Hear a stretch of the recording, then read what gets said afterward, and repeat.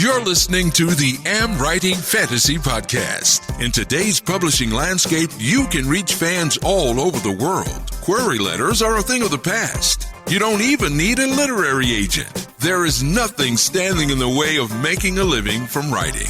Join two best-selling authors who have self-published more than 20 books between them. Now, on to the show with your hosts, Autumn Burt and Jasper Schmidt. Hello, I'm Autumn, and this is episode 144 of the AmWritingFantasy podcast.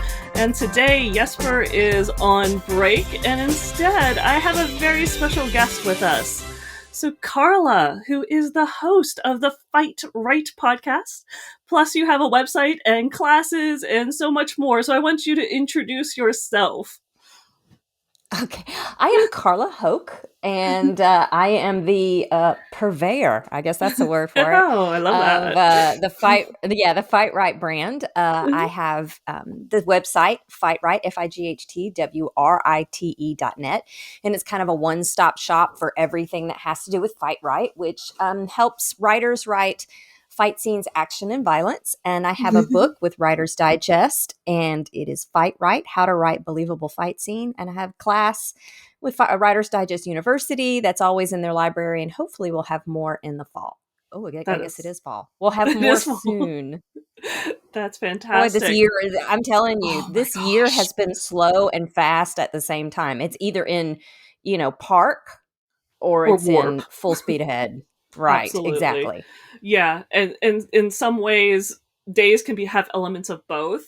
And so I'm not sure where we are in the universe. Yeah, well, they say that the days are long, but the years are short. Oh, yes. That's just kind of how it works. Quote. It's very, very true. Oh, that is awesome. And I remember, I think your website has actually won something for Writer's Digest too, like best blog. It has several times. It's in their top 100 websites for writers, and they have different categories. And I think mine was in the category of writers helps, writers tools. So 3 years, and I have won a brand award twice with CAN, Christian Authors Network. That is so brilliant. I'm very congratulations. Thankful for that. Yeah, that is fantastic. And so I do want to give a shout out because it was actually the secret of how we met is a joint listener. Steven recommended that I see if you wanted to come on the AmWritingFantasy podcast because he thought we would just be very cool. His dream duo.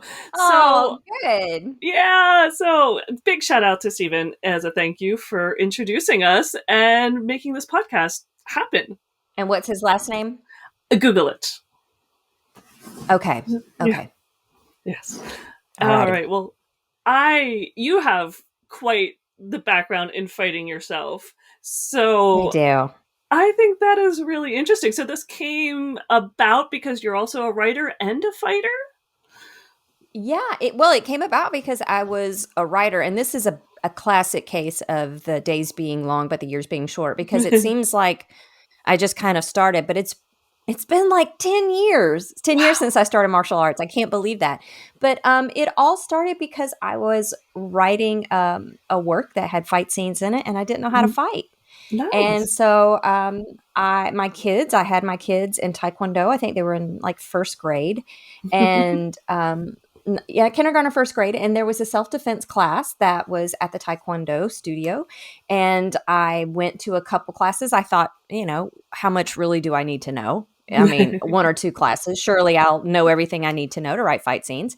And I got in there and I kind of loved it. And it just kind of snowballed from there. And the strange thing is, I was asked in a podcast one time, and this was the hardest question I've ever been asked. It was like, what's the weirdest thing that's ever happened to you? And I'm like, where do I even start with that? But one of the weird things, my life tends to backpedal.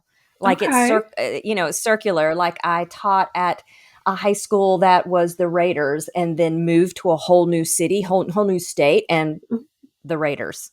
Oh, and it's like this person I knew, and then boom, this person I knew with the same name, coaches, exact same names. And I'm like, I'm not planning this. But I went to a writer's conference, and I had the work with me that I'd started taking self-defense for. The whole reason I started wanting to know how to learn fight scene was this particular work. And I went to a writer's conference and I presented it to a man named Steve Lobby, who I did not know. I had no idea who he was.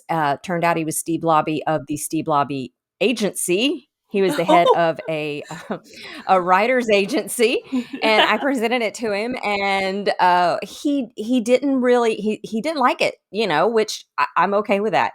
And he said, "I don't like the work; it's not right for me, but I do like you, so let's keep in touch." And so year after year after year, we would see each other. If you don't go to writers' conferences, writers, I highly suggest it because it's the adult version of camp. You fun. see these same people. It is. You see these same people year after year after year.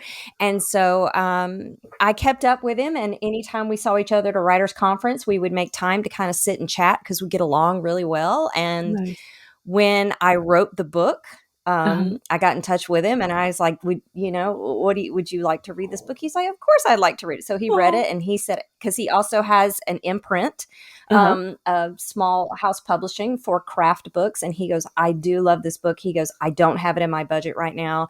And I'm like, well, you know what? I sent it to Writer's Digest. And he goes, you did what? I said, I sent it to Writer's Digest. And he started laughing and he was like, okay, girl. And he said, you go for it. And he goes, he said, just be patient. It'll take about 6 weeks for them to get back to you. And if you haven't heard from them by then just, reach out. And I said, I'll do that. And it was not 6 weeks. It was 6 days. Oh my gosh. Miraculous. I know. Miraculous. And so I sent him a message back and I said, would you be interested in representing a Writer's Digest author? And he said, maybe. And so the first person I really pitched this book to, the whole reason I started writing fight scenes is now my agent for a book about writing fight scenes. So full circle. Really good kismet there. That is really cool. It really is. It really is. Writers don't give up. No. Writing, honestly, is just a war of attrition. It's about successful authors aren't necessarily the best writers. I mean, come on. We've all read some book. They were like, what? I mean, I've read books and I'm like, how is this person got this book out and I don't have this book out? But it really is. It's the difference in who gave up and who didn't. I was a high school teacher and a track coach for a while. And there was a psychological study done that when two runners are running side by side, after 3 strides, one of them will probably give up. Oh, interesting. And so I used to coach my runners and say 3 full strides, and time again. And I think that's how it is with writers. Keep the strides. Somebody's going to give up, and you're going to be the one left standing. So just don't give up. Keep pushing. I love that, and I think that is so true because I know I've read recently that it's 10 years and 1 million words before you can really start seeing your career take off. Oh yeah, and that's true. True. That's a long time. There's a lot of authors, it is a long time. 1 or 2 books, and they're feeling it then. They want to see something then. But to really come into your own, 10 years, 1 million words. Right. And the average book in its lifetime, a published book only sells 2,000 copies. In its lifetime. Wow. So if you look and you think, okay, I've self-published this book or I've traditionally published this book and, I've only sold 100 books this first year. Well, yeah. That's right. That's how it works. People who are rich from writing, first of all, are probably lying or they have, a ton of books or they are just kind of, this kind of lightning in a bottle kind of situation, the J.K. Rowlings, that just hit it big. So if you're struggling, if you're not selling as many as you think you should sell, if you're like, well, I still have my day job, well, that makes you a writer. Correct. Yeah. All of those things. Yeah. You might get one series that sells and you might get, 3 years later, it might die off. Exactly. And it might be a new one that isn't selling. It's also, I love Joanna Penn for that. She's very practical, saying it's not a linear curve. You don't hit it big and stay up there forever. It's not. You got to work for it every day. And Right. And one of the reasons why I love what I do is because I do love fight training and I do love Mhm. writing, and they have so much in common. When you are a fighter, a martial artist of any kind, you're not going to walk onto the mat and immediately be a success. Right. You have to take your lumps for a Mhm. very long time, and it's you feel very defeated a lot. I had Mm. a new white belt say, I've been doing Brazilian Jiu Jitsu. I've done a wide swath of things, but the one You that have. I really am sticking with, yeah, I have, is Brazilian Jiu Jitsu. I've been doing it about 7 years, Nice. including, quarantine and time off Yeah. with surgery and stuff. And Oof. the kids, this white belt said, well, I just feel lost all the time. And I was like, Oh. yeah, me too. And she was like, "What do you mean you feel lost all the time?" I'm like, "That's just how it is, and that's one of the things I love about this art." So you really just have to keep plugging along. You Mhm. have to take your lumps, and not everybody's going to give you a good review. And That's that's very true. okay. I call those, and some people will give you a negative review simply because they're a negative person. Mm. Don't That's so true. always assume it is about your book, Mhm. especially if it's ugly. Mm. Yeah. What someone says may be based on our actions, but the way they choose to say it is about them. Ah, that's And so so, good. yeah, Yeah. you're going to have some people give you a 1-star review. You're going to have some people who are very snarky, and they may be fellow writers that you Mm. know. Mhm. Oh, that's true. And that's okay. And I liken that to, people who aren't your fans. When I'm competing, not everybody's cheering for me. Yeah. That's okay. They're not my fans. I don't Right. expect them to cheer for me. So, when you do have people that are critical of you for in an unproductive way, criticism is incredibly important. You don't get better without somebody showing you, What where you you need to improve. But right. unproductive criticism, that's not about you. It's not about No. your work. Those are just not your that's not your team. That's not your No. fans. So when you write, keep your team in mind. When I compete, I'm not competing for the people who hate me and want my opponent to win. I'm competing for my teammates and my Yeah. coach. So you just kind of have to have that same attitude when you write. Just don't give Yeah. up. Don't give up. Don't That's take the easy way out. exactly, and so true. And I do know it is human nature, right, that we, for what do they say? Like you can have 10 good reviews, but it's that one Oh bad yeah. review out of the 10 that is the one that sticks in your Right. mind. And it's just like, well, if you Oh look at yeah. the numbers, you probably have more good reviews than bad. So focus Oh on those yeah. differences. Yeah. Right. Right. And you know what? I actually learned a lot from a review I got on Goodreads. One of the reviews, I forget how many stars it was. It wasn't 5 stars. I think it was like 2 or 3. And the lady said that I just she told me the subjects that she wished had been in my book. Oh, I'm that's like, wow. One helpful. of the things she asked was, but how does a person fight when they don't know how to fight? And I'm like, oh my Ooh, gosh, that's a brilliant question.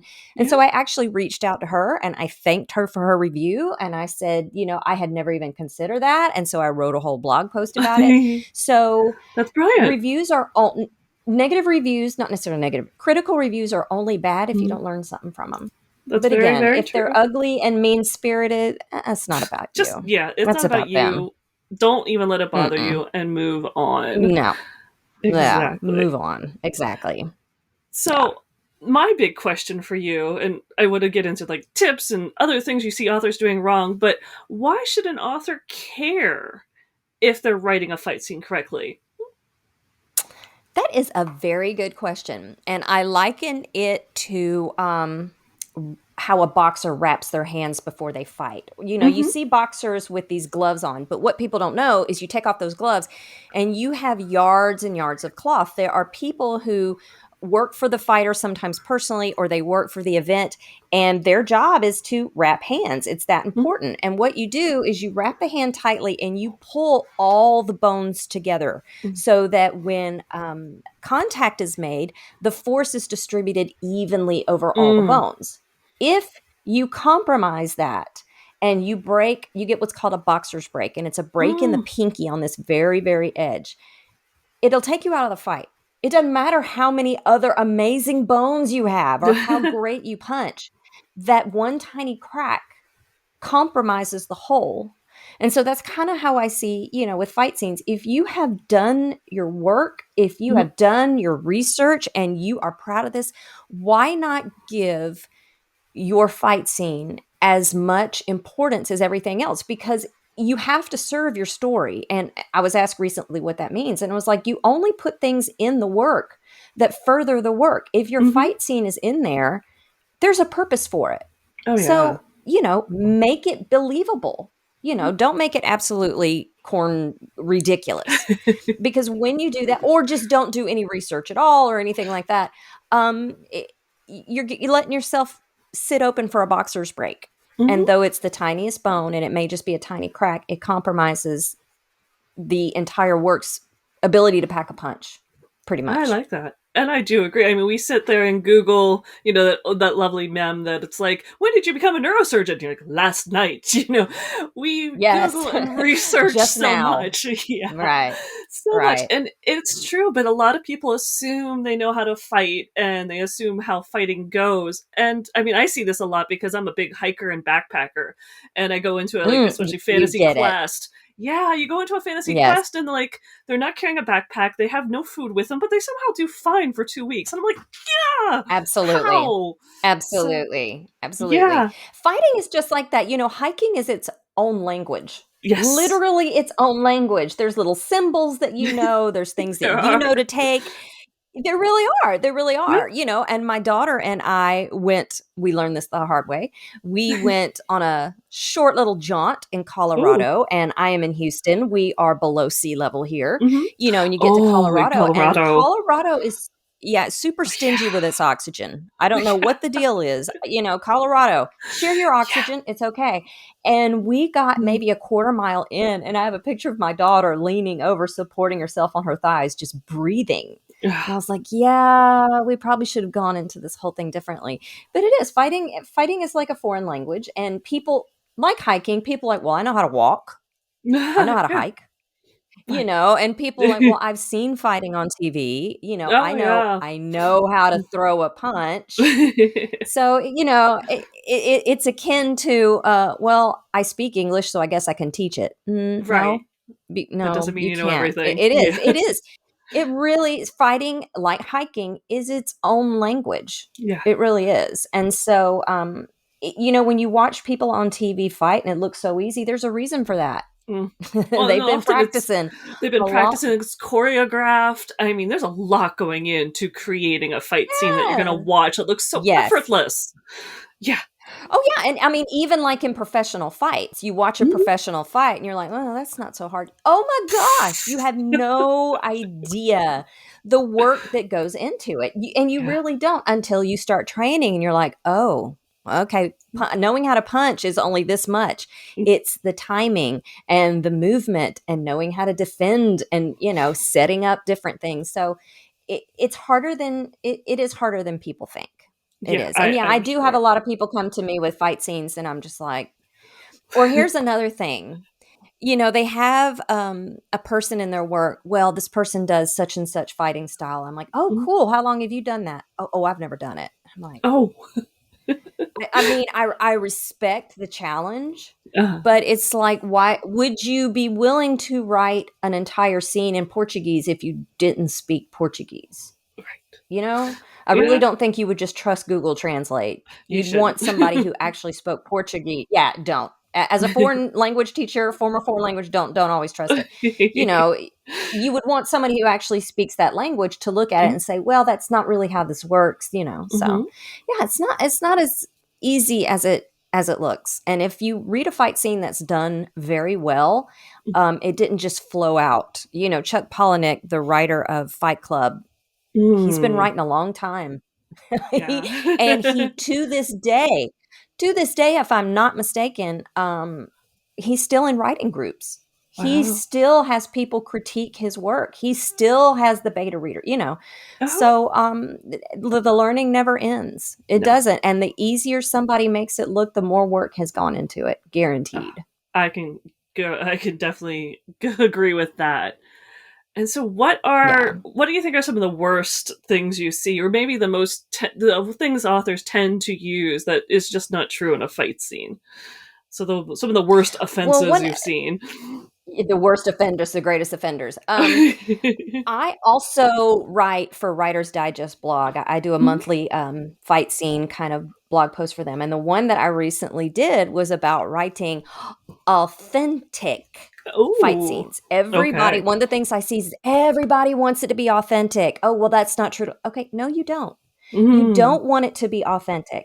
If we wanted everything to be exactly as it is when we walk outside our door, there would be no fantasy. There would be no sci-fi because we don't see those things around them. And it was Ernest Hemingway said it is a writer's job to write the truth. And that is true. But I don't think he meant true as in factual. I think he meant true to the human condition, because if you've read Old Man in the Sea, clearly he didn't mean true to life, because you have this old man for whom the short story is named Santiago, who fights a marlin. A marlin that is longer than his skiff by just holding the fishing line. Okay, we can never mind all the things that come after that. The man is dragged for 3 days. He ends up fighting off sharks. And I'm like, okay, that's not authentic. No. Authentic is the marlin takes it and he grabs it and it pulls him overboard and snaps at the same time. That's pretty much life. So, right, it is. And the true thing you want is truth to the human experience, the human condition, And so I think sometimes people get so bogged down with wanting their fight scene to be authentic that they don't serve the story. It's like they'll make it authentic to the point to where they'll sacrifice the scene if they have to. But here's the truth of actual fights, and I'll just use fights on the street, for example. Okay. Most of them are under 30 seconds, and that's a generous estimate. Okay.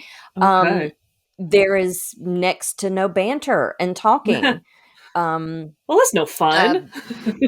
I know. And most of the people involved don't know how to fight violent offenders. The majority of the time, they pick their target in under 7 seconds. And it's not about their height. It's about the way they walk, And so it's all these things that if you're going to make your fight scene completely authentic, it may not work for the story. If Hemingway had made The Old Man in the Sea completely authentic, well, it would have ended after the first 10 paragraphs, So what you want, rather than striving for complete authenticity, just like the title of my book, FightWrite, How to Write Believable Fight Scenes, you want it to be believable.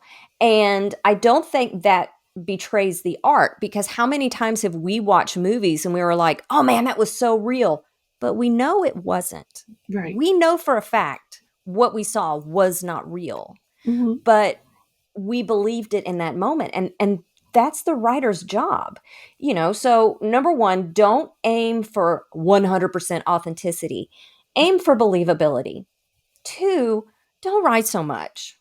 Honestly, writers care more than what kind of fight it was, what kind of footwork went into the sword play and everything. What they care about most is the impact it has on the fighters. On the story as a whole. That's truly what matters. And I don't edit fight scenes very often, but every now and then I do contract work for different people and publishers. And I worked with a lady who, her fight scene, I forget how many thousands of words. Not thousands, over 1,000. I do remember that. And I highlighted a few things and I said, these are great. Everything else just kind of needs to go. And she was kind of surprised. And I said, it's not serving the story. It's really not. You have to think of it like a navigation app. If you're driving and the navigation app says, here's a mailbox, here's a road, there's a 2-story house, now here's this road.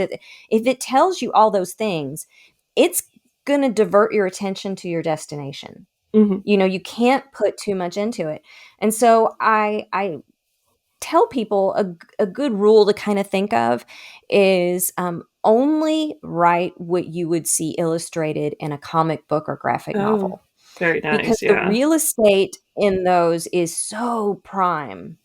Every single page of a comic book and graphic novel is major money. every single page. And so they have to make the most of it. And so what they do is they highlight the major portions of the fight. They leave the rest of it to the reader's imagination. And our readers are smart. They can do that.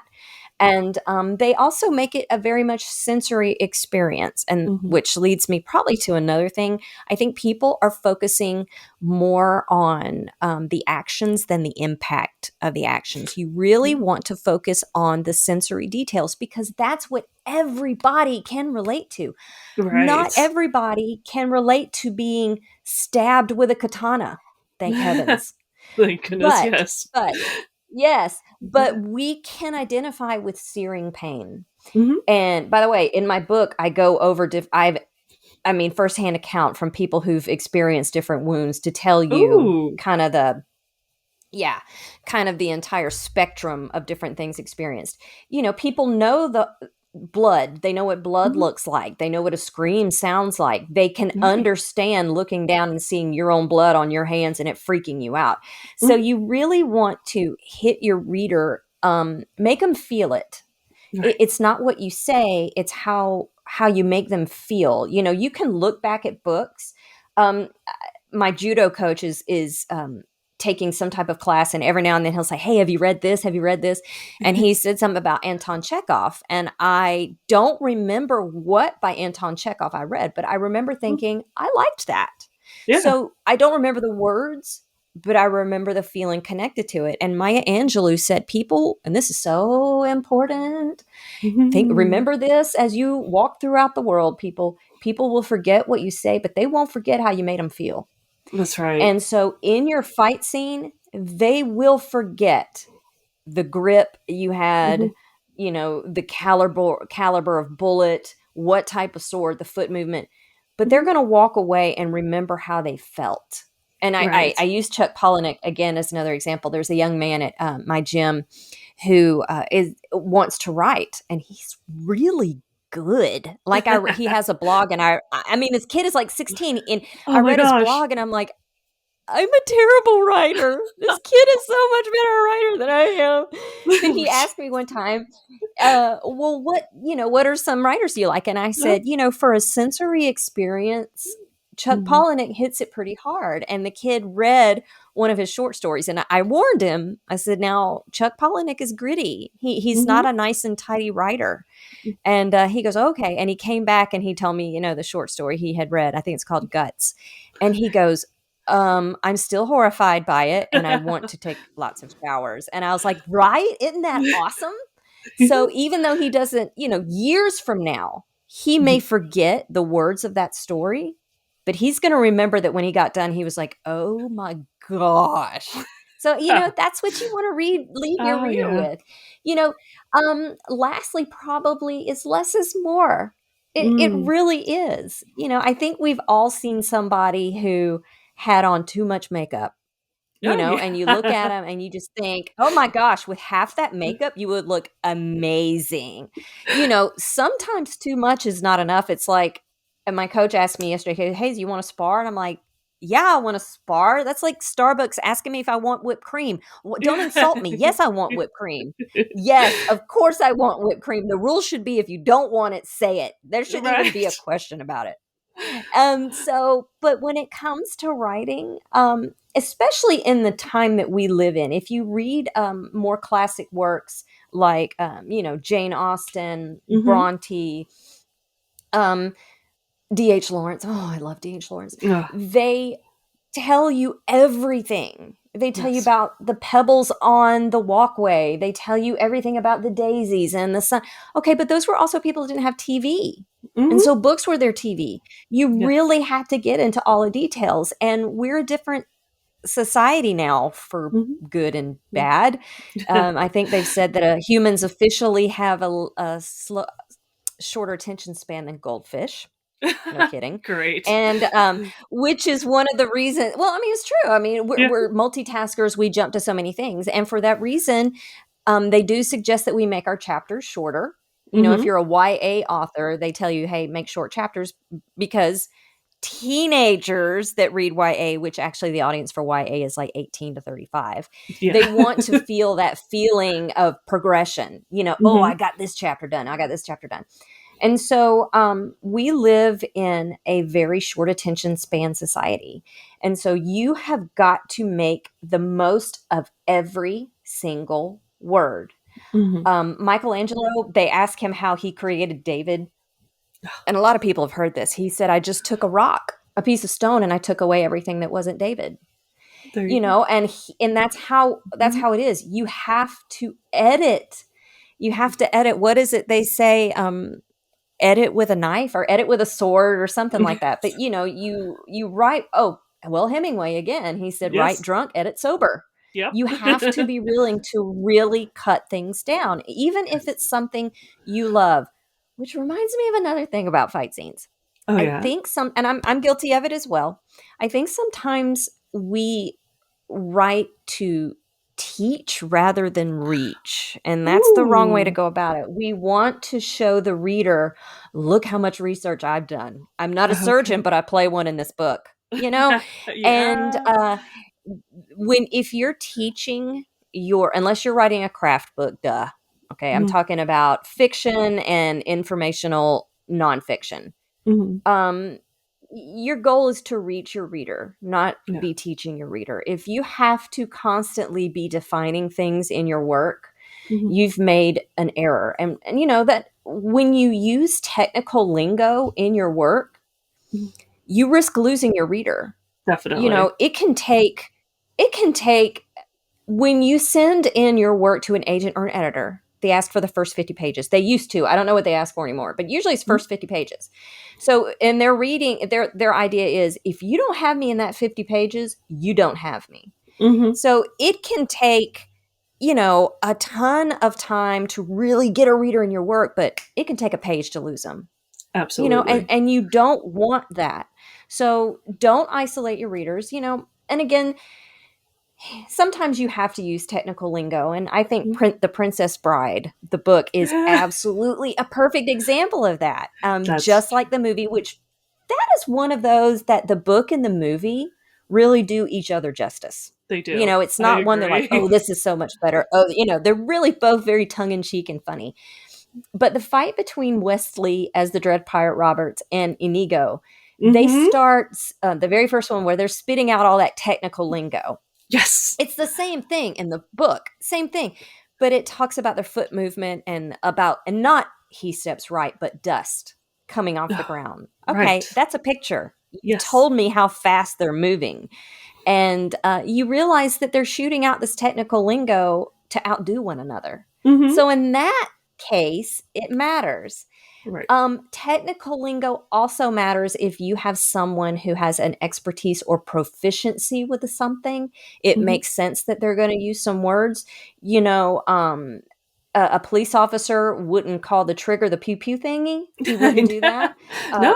Somebody who works with knives isn't going to call it the sticky part, the stabby end. So yeah, you need to know the technical lingo there, but at the same time, you need to show the reader what that means. Right. You don't tell them, but you show it. So, don't worry. Aim for believability rather than authenticity. Number 2, less is more. 3, write to reach rather than teach. And I think I've missed one in there. But start there. And honestly, I give you permission to not write so much. That burden has been lifted off of you.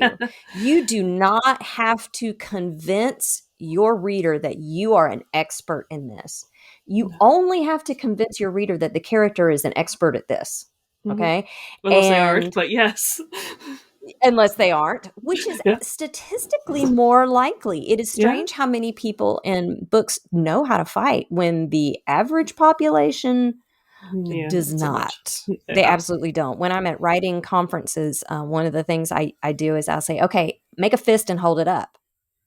And it's shocking. The majority of people just don't know how to make a fist. And I'm like, why would you know how to make a fist? Nobody's taught you. So I give you permission to not know something. It's absolutely okay. And when it comes to fighting, there are some great resources out there. There are some great fighting resources. Yeah. Mine happens to be a fighting resource from the perspective of a writer, Mm-hmm. which is very, very different. No, So I I think I definitely answered agree. your question. I think I did. If I don't answer the question, say, nope, circle back.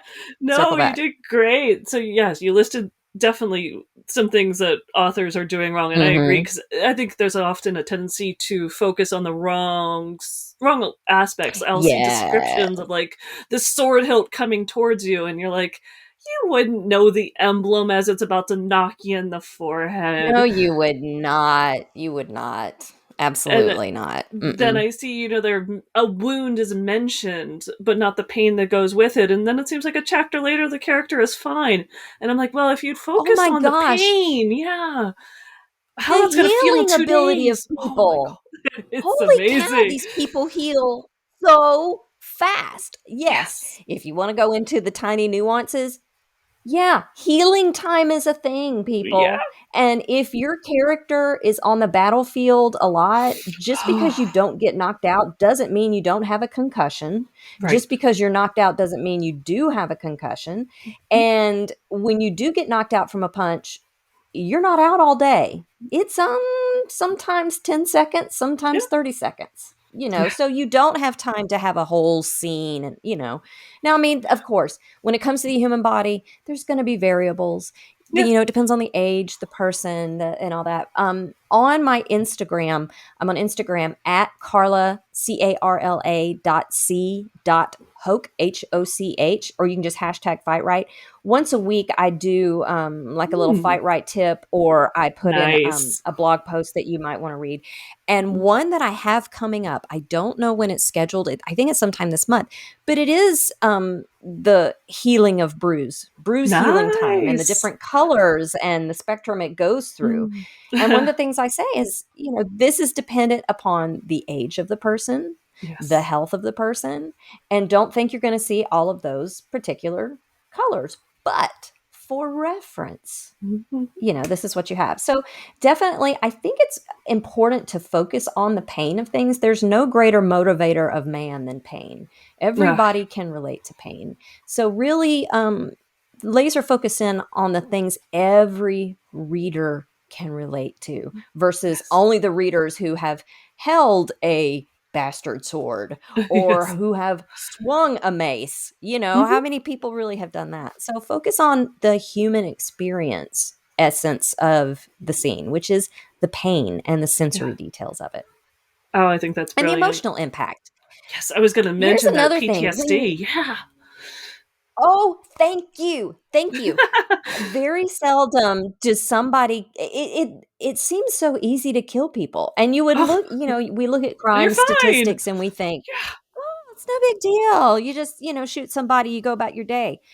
No. It has a lasting impact. It really does. And even if the person just kind of goes blank, that's an impact. That's not normal. It's not normal to feel absolutely nothing. And one of two things is going to take place. Either that person has some psychopathic or sociopathic issues with their brain, which is not normal, or they're going to put it in a little box in the side of their brain and not deal with it, in which case it's going to come up somewhere else in their life. Even just nightmares, something. I cannot, it is so common from what I've seen when people kill somebody else that they dream about that person again and again. And I mean, these are even people in jail who have killed multiple people. In World War II, they did a study. There is a book called On Killing by S.L.A. Marshall. There's a subtitle with it too, but the main is On Killing. And he did a study of the soldiers and the Pacific American theater, and how many bullets per kill. And it was an obscene, I forget, like 60 something bullets for every one kill.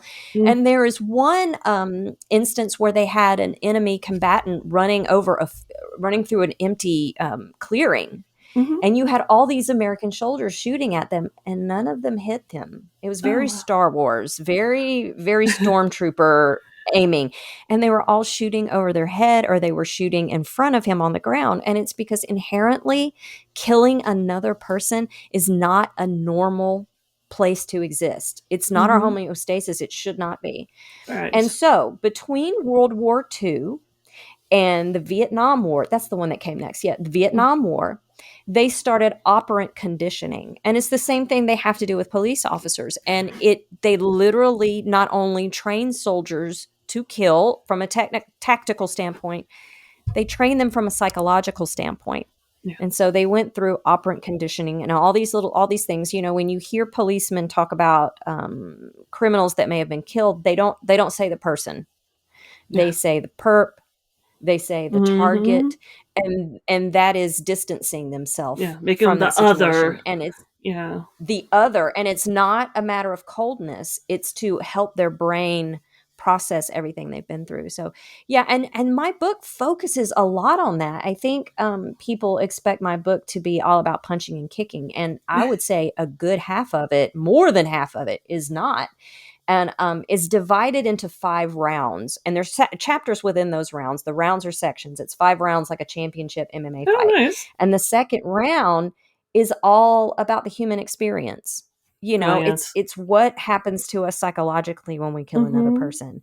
It's about what adrenaline does to you, what a surge does, what a dump does. It talks about mental manipulation and all that kind of stuff. So, you know, little things like that people don't realize. I'm also amazed how many characters, though they are soaked in adrenaline, just think so clearly. Oh my gosh. So, and their hands are steady. And I'm like, I've had people ask me to sign things just after practice, and I can't. I mean, my hand is shaking. It's the adrenaline. It's what it does to your body. So, I think the opportunities that writers are missing are actually the opportunities that, number one, are the easiest opportunity to take. Yeah. And they make the most lasting impression. So step away from the technical aspect of it. I'm not saying make it completely crazy. You know, I'm saying, look, there's some things that just ain't a thing. Picking up somebody by their neck and talking to them in the real world ain't a thing. Not possible. You'd have to be an ogre at least. Yeah. Even then, because I did... I know, because my husband works in oil and gas, and he's had to go to companies that they rent large equipment, everything. And I asked him something about cranes. And there is actually a formula they go through to create a crane so that you know how much weight you can lift before that crane topples over. Right. Oh, that's true. And so even if I am strong enough to hold you up, your weight is going to topple me forward. That was something in the Wonder Woman movie. I have so many issues with the Wonder Woman movie. I love Gal Gadot as an actress. Yes. I think she does a beautiful job. Yeah. But there's one scene in the most recent movie where she's holding a man over the balcony. I think she's holding him by his foot, and she's leaning over and talking to him. And I'm like, Gal Gadot is what, $125 with weights on, and she's holding this 200-pound man. She may be strong enough to do it, but physics isn't going to let that happen. Physics is going to pull her over the edge. Yeah, so that's true. Yeah, make it easier, and just remember, physics is a thing. The majority of fighting is physics. So. Yes. Oh, I think that is actually a fantastic note to wrap up on, because that is something so, you know, even though we're talking about fantasy, even though we can play with magic or maybe tweak the physics of our world a little bit, there's things that are real. We still have gravity. Magic has rules. Yes, it does. You have to establish the rules of your magic. You have to establish reality for your reader immediately. Okay? Right. If everybody on the planet has superhuman strength, it's not superhuman anymore. It's the norm. That's very true. So you better know the rules of your world, and you better print them out and keep them on the wall so that you can just glance at them so you don't have to open a file. Because let me tell you who will remember the rules of your world, and that's your readers. Absolutely. So I liken it. I always say, don't cross the streams. Meaning from Ghostbusters at the original Ghostbusters, the beginning. Don't cross the streams. Everything in the world will go into nothing. And what do? To get the Stay Puft Marshmallow Man. Yep, they do it. The streams. But No, but we love the movie. They They did. had to, but they broke their own rules. They So did. just if you have little rules to remember that you keep on your wall behind your computer, put up, don't cross the streams. All right. Keep the rules handy. Do not defy the rules of your world. Do not defy the rules of your magic. And Right. I'm sorry if we're going over time. Do I just need we're a hush fine. No, right go now? for it. Okay. You have to have characters that can be beatable. They Yes. cannot Oh be my invincible. Gosh, yes. That's very true. Oh my gosh, if they're invincible, then the story's over. Over. Even First page. Thanos. Oh, First yes. page. It's done. Thanos. Even Thanos can be beaten. Superman can be beaten. Mhm. And a lot of times, if you're having a hard time figuring out, well, how can you beat this person? Okay, well, a lot of times their strength is linked to their weakness. Thanos is super, super, super huge. And so what defeated him? Tiny little nanobots. Yeah, They were able to, true. right? I'm pretty sure that's what right. it was. Another one, Superman. Why is he so strong? Because his home planet. Mhm. They have this sun and they have different gravity. Okay, well, what's his weakness? Something from his home planet. Yeah. Kryptonite. So look at, and while we're talking about fantasy, I'm going to digress super quick. Oh, sure. Dragons. Come on, I love dragons. Dragons. I love dragons. I think we need to do them justice. You ain't going to stand on the back of a dragon while it's flying.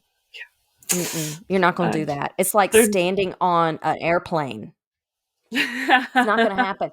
People think, oh, you've just got reins. And I'm like, okay, have you ever been on a horse? That's what I wonder. Do you know when you stand up on a when you stand up on a horse, it's considered trick riding for a reason. So if you are riding, I should have gotten into the fantasy stuff straight off the bat. I apologize for that. If you are riding on the back of the dragon and you're like, what weapon should my person have if they're on the back of a dragon? You're on the back of a dragon.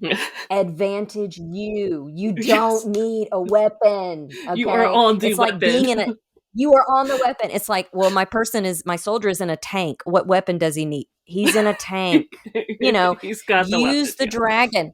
Absolutely. If you need your dragon to do something, have them drop something from their claws. Oh, brilliant! Or have them use that tail, for heaven's sake. Now, they can't use it so well while they're flying because they need that tail while they're flying. Rudder.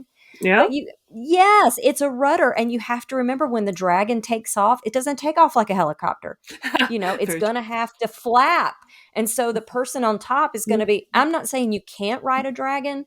I'm just saying I want to see that saddle. And I also don't think you're going to be able to keep your eyes open because of how fast they're moving. You're going to need goggles. Oh my gosh, you're going to need goggles. Also, I don't think dragon smoke is black. I think it's white. And here is why. Ooh. Whenever you have a fire and the dark smoke comes out of it, the dark smoke is what could not be burned off. Okay? It is what could not be efficiently consumed by the fire. A dragon, whatever is the source of their flame, pretty sure it's going to be efficient enough to not have anything left over. Yeah, so it's you may char, seem steam. You may seem steam in the air because the humidity in the air. But I don't think there's going to be elements of that flame that aren't going to burn. That just doesn't make sense to me. So I like that. And I talk about dragons in the book, and I call it my dragon soapbox. I have a dragon soapbox. I do. I love dragons. It's hard for me to imagine. And you know what? Call me crazy. Don't care. Clearly, I don't care. Every culture in the world has had a concept of a dragon. I know. And so you're telling me nothing like that ever existed? How can the Vikings and, the Chinese, who had never encountered each other, both have dragons? You have Quetzalcoatl. Exactly. I was going to say Mexican. He's feathered serpent.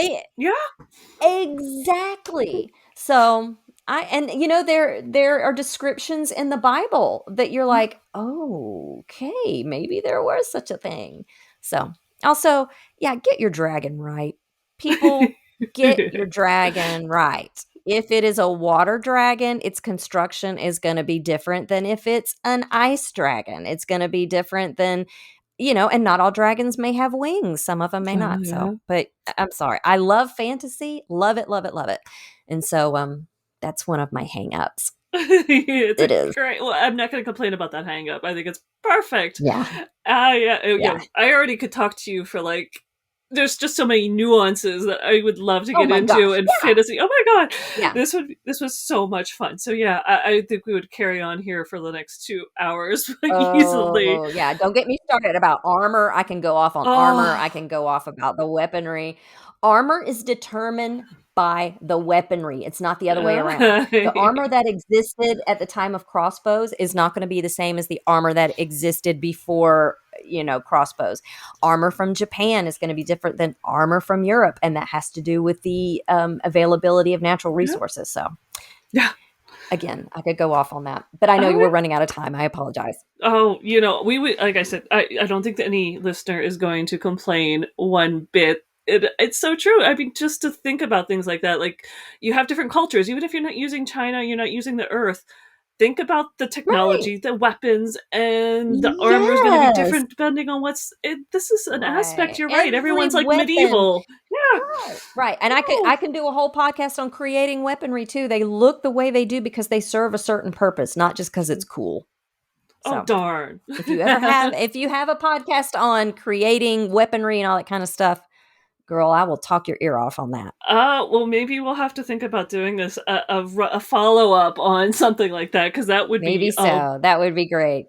Freaking blast. Well, I'm so excited to know dragons are in your FightWrite book, because you just hooked me. That's we could just we could have make your dragons right. Oh, that's so brilliant. Right. Yeah. I have fighting robots, dragons, aliens, and beasties. When I got the contract with Writer's Digest, they said, two things. Can you add 25,000 words?